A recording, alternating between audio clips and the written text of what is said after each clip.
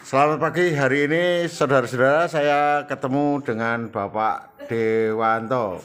Pagi hari ini Pak Dewanto pulang dari Jakarta setelah mengikuti lomba menulis novel.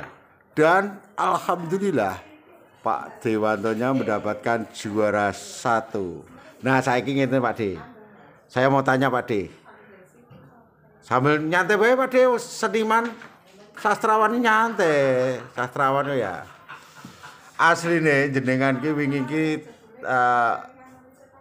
sejak awal sih iki sejarah awalnya gimana jenengan ngerti nek di situ ada ana lomba Pak De? Waktu itu betulnya hanya iseng-iseng karena penyelenggaranya Storyal. Jadi Storyal itu platform yang menurut pemikiran saya semula itu cenderung yang di-share di sana adalah novel-novel yang tenlit, yang fantasi, yang model percintaan-percintaan semacam itu. Jadi ketika saya mau nge-share novel ikan-ikan dan kunang-kunang di Gedung Mayit itu ada temen yang melarang. Jangan, karena itu untuk lomba Dewan Kesenian Jakarta. Nah, putus saya Pak De, teman-teman itu, teman-teman sekelas mereka itu apa teman-teman komunitas yang lain? Dijelaskan Pak De. Oh, itu untuk teman-teman yang dari komunitas yang insya Allah paham kualitas novel itu. Jadi itu dianggap untuk novel ikan-ikan dan kunang-kunang di Gedung Mayit itu lebih pantas ditarungkan di tingkat penulis-penulis yang lebih tinggi. Tapi saya berpikiran tidak semacam itulah. Saya hanya lomba untuk dalam setiap lomba itu ada yang namanya pertaruhan. Jadi itu saya pertaruhkan di situ. Nanti dengan pertimbangan kalau misalkan kalah nanti baru saya perbaiki lagi, kemudian saya kirim ke Dewan Kesenian Jakarta. Lah ini yang barusan pulang dari Jakarta ini penyelenggaranya siapa deh? Itu penyelenggaranya ternyata Perpusnas kemudian bersama untuk Writington Festival 2022 dan Storyal. Itu ternyata Storyal itu hanya dijadikan tempat. Sementara untuk penentunya itu dewan juri yang alhamdulillah itu salah satunya Mas Wisnu itu ternyata kemarin juara harapan 1 untuk Dewan Kesenian Jakarta. Jadi di situ saya mulai ayem bahwa sastra pun itu punya tempat di Storyal. Oh, itu terus Pak De. Peringatan Maulid. Pesertanya itu kebanyakan dari kalangan apa deh? Untuk jumlah peserta hampir 700.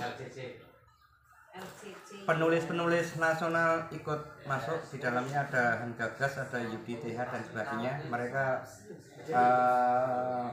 juga ikut berspekulasi ya. Hanya barangkali yang paling total untuk ikan-ikan dan kunang-kunang di Gedung Mayit itu karena novel itu benar-benar sastra ya, benar-benar sastra, artinya itu relatif untuk memahaminya harus terampil membaca.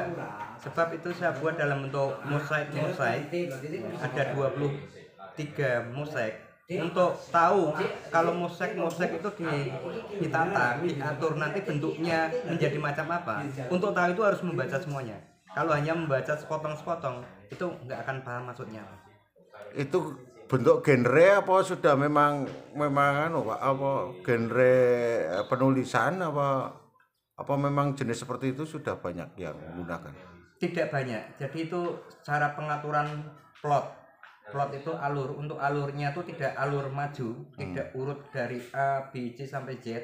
Itu alurnya zigzag, dari A loncat ke D, dari D loncat ke F, dari F balik lagi ke B, semacam itu. Jenengan gunakan flashback sih berapa dari penulisan awal? Langsung flashback 15 tahun yang lalu. Sejak awal pun sudah flashback. Nah, iya berarti flashback dulu ya. Berarti bukan bercerita runtut kayak lakon wayang urutannya bari kiki kan enggak ya berarti ya? Ada banyak tokoh dan tokohnya menceritakan dirinya sendiri dengan sudut pandang mereka sendiri. Jadi kalau orang tidak cermat itu tidak tahu bahwa antara mosek yang satu dengan mosek yang lain itu saling berhubungan. Nah, sekarang saya jenengan sudah melari ke tokoh tadi. Panjenengan itu menokohkan apa, siapa, terus karakternya seperti apa? Untuk novel itu sebetulnya kita berbicara tentang Indonesia, Pak. Untuk novel Ikan-ikan dan Kunang-kunang di Ketung Mayit itu kita berbicara tentang Indonesia ya. Tokoh. Nama tokoh di situ itu tidak saya pilih secara acak, tapi sudah saya pertimbangkan dengan masa-masa. Tokoh-tokohnya adalah tunggal, yang mana sebetulnya kemudian tokohnya tunggal Ika. Nah itu dari Bhinneka Tunggal Ika. Kemudian ada Durjana. Kemudian ada Pertiwi. Pertiwi itu dari Ibu Pertiwi. Kemudian ada tokoh yang namanya Ponco. Ada yang tokoh yang namanya Silo. Ada yang tokoh yang namanya Makmur. Ada yang namanya Joyo. Kemudian ada yang namanya Goro. Goro di situ adalah Negoro. Konklusi dari novel itu adalah diambil dari kumpulan nama-nama itu dan apa yang terjadi pada mereka. Konklusi itu ada konklusinya. Ada semacam kesimpulan. Jadi kalau bisa saya sebutkan kesimpulannya, dari seluruh tokoh yang saya sebutkan tadi itu yang hidup Pertiwi, kemudian Durjana, kemudian Goro. Goro itu saya gambarkan agak terbelakang mentalnya, jadi sangat bodoh sekali. Kemudian yang lainnya semuanya mati dan tenggelam di Kedung Mayit. Kedung Mayit, oh ya. Jadi konklusinya Indonesia saat ini. Aja kuwi. Ya udah. Aja, pokoknya ini main do moco. Oke. Ya, biar pada baca ini masalahnya. Ya. Jangan menggambarkan itunya, pokoknya terus gini Pak De. Pada waktu panjenengan ditimbali ke Jakarta itu, di situ ada presentasi enggak? Tidak ada. Tidak ada, cuma pendapat pendapat satu dari forum tok satu gitu ya, maksudnya sampai di sana itu ini menggambarkan itu dari rangkaian kegiatan Perpusnas berkaitan dengan literasi. Jadi untuk Perpusnas itu mengadakan program literasi, mengirimkan para penulis ke daerah-daerah. Ada yang dikirim ke Papua, ada yang dikirim ke Lombok, ada yang dikirim kemana-mana. Di sana ada semacam pelatihan penulisan. Di dalam rangkaian itu salah satunya ada lombanya. Yang dilombakan adalah lomba non fiksi, kemudian lomba cerpen dan lomba novel. Dan malam tadi itu adalah puncak dari seluruh kegiatan, yang mana seluruh juri, kemudian seluruh pemberi materi, kemudian seluruh pemenang yang dari tiga kelompok tadi semuanya diundang ke Jakarta. Hanya panitianya nakut-nakuti bahwa yang diundang 5 orang, yang menang hanya 3 orang. Tadi malam ternyata kalau saya perhatikan yang satu hotel itu ternyata hanya 6 orang. Dari situ saya sudah punya perkiraan, berarti ada 3 yang tidak datang karena saya kebetulan sudah menganalisis. Yang tidak datang itu salah satunya sudah saya hubungi. Alamannya di Pekanbaru. Orang saja mungkin namanya ya, ampun ya. Ada juga yang tidak datang yang berasal dari Irian. Saya nggak tahu tidak diundang atau tidak datang. Tapi sepertinya tidak datang lah. Nah, jenengan kan dulu menghubungi, berarti kan diundang. Yang Pekanbaru ternyata tidak diundang. Oh, tidak diundang. Walaupun juara 1. Walaupun juara 1 tidak diundang. Untuk cerpen ya. Juara 1 untuk cerpen. Oh, cerpen ya? Iya. Berarti itu yang dilombakan itu cerpen, non fiksi, kemudian novel. novel. Puisi ini enggak? Tidak Tidak ada puisi. Terus deh, ini di luar topik, selama tahun ini jenengan wis menang ping piro, Dik? Yang untuk juara 1 yang saya ingat Juni itu di Langgam Bahasa itu juara, di Langgam Pustaka itu juara 1. Kemudian rencananya insya Allah mau dibuatkan kumpulan cerpen tunggal. Oh, berarti jenengan awalnya penulis cerpen dulunya. Awalnya dari novel. Jadi lomba pertama yang saya ikuti justru novel. Bukan cerpen. Oh, iya. Tapi ono lomba cerpen sampai ikut. Iya. Kemudian Juni, kemudian Agustus tanggal 28 itu juara mundur lagi ya. Oke, ingat. Untuk Maret Walhi, di lomba Walhi itu warna lingkungan hidup saya juara 2. Itu betulnya harusnya juara 1, tapi karena ada yang tipu itu akhirnya jadi juara 2, walaupun akhirnya untuk kumpulan cerpennya itu yang dijadikan judul kumpulan cerpen adalah cerpen saya. Dan saya Judulnya apa, Dek? judulnya Kisah Ganjil tentang para pelaut dan keturunannya. Itu berbicara tentang itu si saya anu ya. Mulet. Nah, itu kemarin saya udah dihubungi oleh pihak redaktur Arwa Aksara, itu disuruh menjadikan novela. Ya nanti bisa minta tolong pada Pak Bangkit dan rekan-rekan kepala sekolah yang lain, itu nanti kalau sudah dicetak, karena itu berbicara tentang Pekalongan dan tentang lingkungan, itu nanti kalau dicetak mohon bisa sekolah-sekolah bisa memiliki buku tersebut. Nah, itu kan tentang Simonet itu Di daerah Wonokerto membicarakan apa jenengan? Membicarakan tentang perubahan iklim, yang mana untuk kontur tanah di Pantura, khususnya di sekitar Simonet ya, Selamaran sampai di sini, itu ada penurunan tanah yang sangat signifikan, yang dari riset yang saya baca itu bisa mencapai antara 18 sampai 20 cm per tahun. Jenengan isone menang di tentang Simonet itu menang peristiwa apa yang ditulis di situ? Apa Di situ saya gambarkan tragis apa gimana? Saya gambarkan kalau tidak ada tindakan nyata dari seluruh pihak.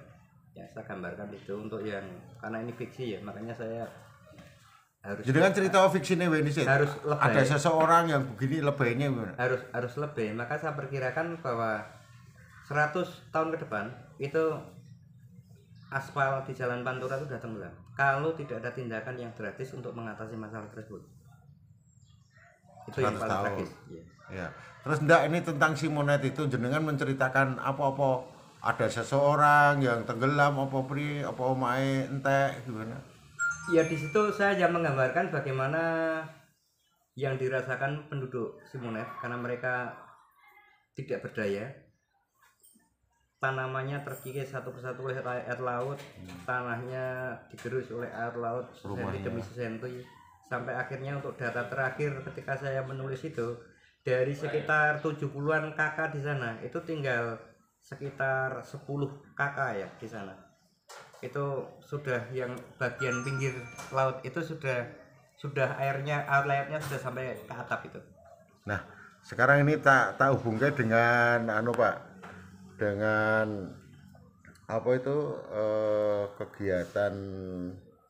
kegiatan siswa untuk membaca itu apa artinya? Literasi. Pesan-pesannya jenengan tentang literasi gimana?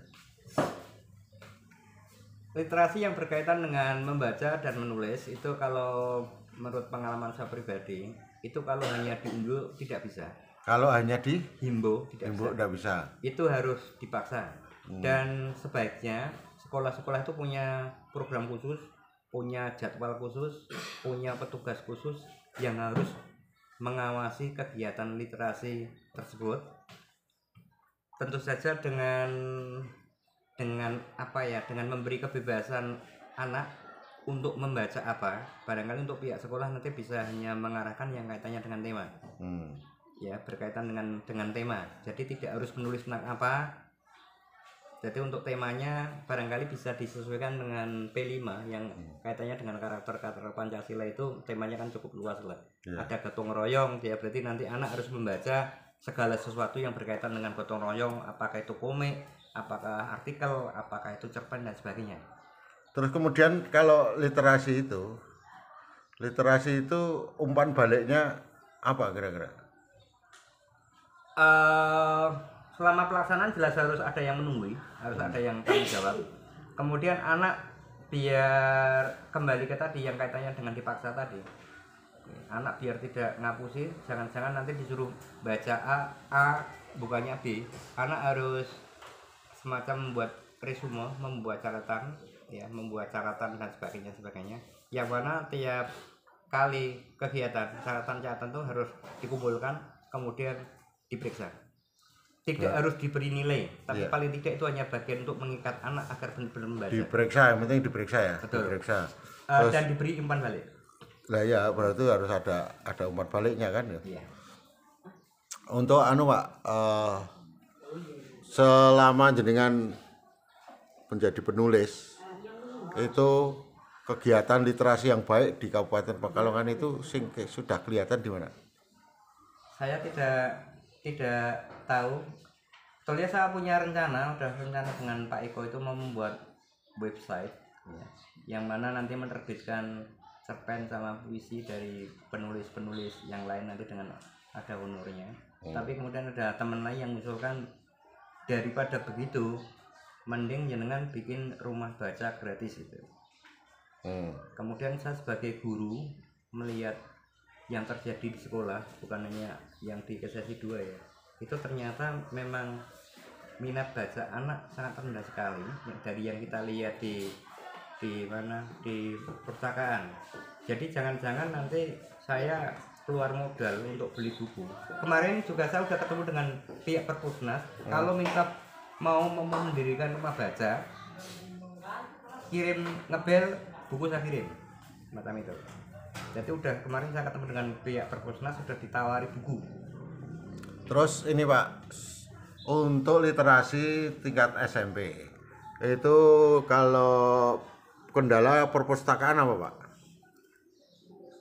Kendala di perpustakaan sebetulnya nggak ada, rata-rata untuk buku relatif heterogen ya, termasuk jenisnya cukup banyak. Kendala utamanya tuh tidak ada yang baca Pak. Tidak ada yang baca itu karena tadi ya gerakannya salah. Banyak hal. Jadi istirahat hanya 15 menit. Itu juga kendala Karena anak kemungkinan juga dari rumah tidak sarapan dan sebagainya. Jadi waktu istirahat itu lebih banyak digunakan anak untuk jajan daripada untuk membaca. Itu udah. Kalau literasi dikasih jam khusus bagaimana? Insya Allah bisa jalan ya, barangkali memang yang lebih baik semacam itu. Untuk awalnya anak kita paksa dulu untuk membaca, taruhlah dari 573 siswa sini, selang 6 bulan setelah dipaksa 1 minggu sekali tiap hari Sabtu kita buatkan jadwal khusus untuk literasi, baca. Siapa tahu nanti dalam waktu 7 bulan kemudian itu nanti ada sekitar 50 anak yang menjadikan membaca itu sebagai habit ya, sebagai kebiasaan. Iya. Berarti kan gerakannya harus masif ya Pak. Harus masif dan terjadwal, ya, terstruktur. Tidak bisa hanya dihimbau, tidak bisa ya. Tidak bisa. Terstruktur, terjadwal, terkontrol, terus ada evaluasi, ada target ya Pak ya. Ada target. Oke, terima kasih Pak. Sementara itu dulu ada pesan-pesan Pak untuk yang penulis-penulis, teman-teman rekan-rekan penulis, untuk menyemangati yang saat ini kan beliau juga menulis, iya. Tapi kan belum menang kan, perlu penyemangatan ini. Saya kebetulan tidak ikut kelas penulisan manapun itu, jangan ditiru ya. Maksudnya banyak teman-teman yang ikut penulisan A, B, C dan sebagainya. Kalau saya pribadi, saya learning by doing. Saya belajar menulis dengan menulis itu. Jadi menulis sesuatu jelek, kemudian saya belajar menulis yang bagus bagaimana. Nulis kemudian udah nyalain ejaannya, kemudian saya belajar ejaan yang benar bagaimana. Jadi intinya bagi penulis, kalau menulis ya terus menulis dan jangan lupa terus belajar, terus menulis, jangan jangan berhenti. Otaknya jangan diistirahatkan. Ya kadang istirahat lah Bang. Maksudnya lah terus terus gelem-gelem. Ya. Ini lagi seneng nulis minggu ini lah ngerti-ngerti sesuk ana karaoke seneng karaoke bubar no, Pak.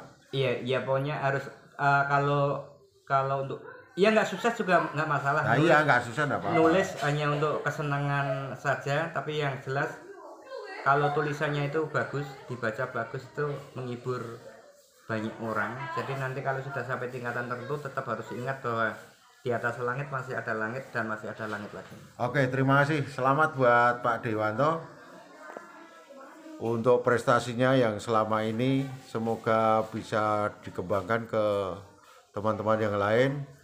Semoga murid-murid ada yang termotivasi dengan prestasi-prestasi ini dan bisa mengembangkan penulisannya walaupun saat ini tingkatnya ya tingkat siswa. Begitu, terima kasih Pak Dewanto, matur nuwun. Karena sudah 20 menit lebih, matur nuwun. Semoga salam sukses. Assalamualaikum warahmatullahi wabarakatuh. Waalaikumsalam warahmatullahi wabarakatuh.